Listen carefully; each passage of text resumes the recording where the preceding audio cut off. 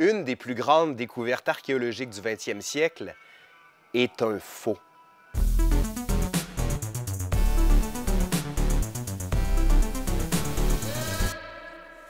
Écoutez bien ça.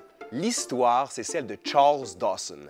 On est au début du 20e siècle. Il se rend dans une ferme pas très loin de Piltdown et là, il creuse et il découvre des ossements humains. Il y retourne, il en découvre d'autres. Et qu'est-ce qu'il voit? Bien, il pense qu'il a trouvé le chaînon manquant entre l'Homo habilis et l'homme de Néandertal. Il trouve que c'est vraiment fondamental comme découverte.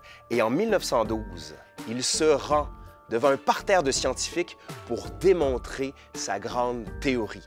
On crie au génie. L'homme de Piltdown permet de prouver la théorie de Charles Darwin qu'il a exposée dans L'origine des espèces.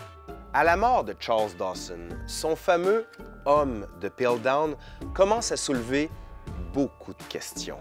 On se demande si c'est un vrai, et il y a des anatomistes allemands qui vont prendre le squelette, le crâne spécifiquement, et qui vont réaliser que c'est un mélange d'ossements humains et d'os d'orang-outan, de singe.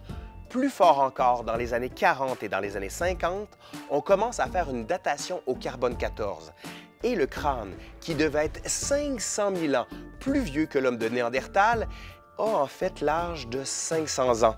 C'est un homme médiéval, l'homme de Piltdown. Tout ça est faux, faux, archi-faux. Finalement, on peut fourvoyer tout le monde, même la communauté scientifique.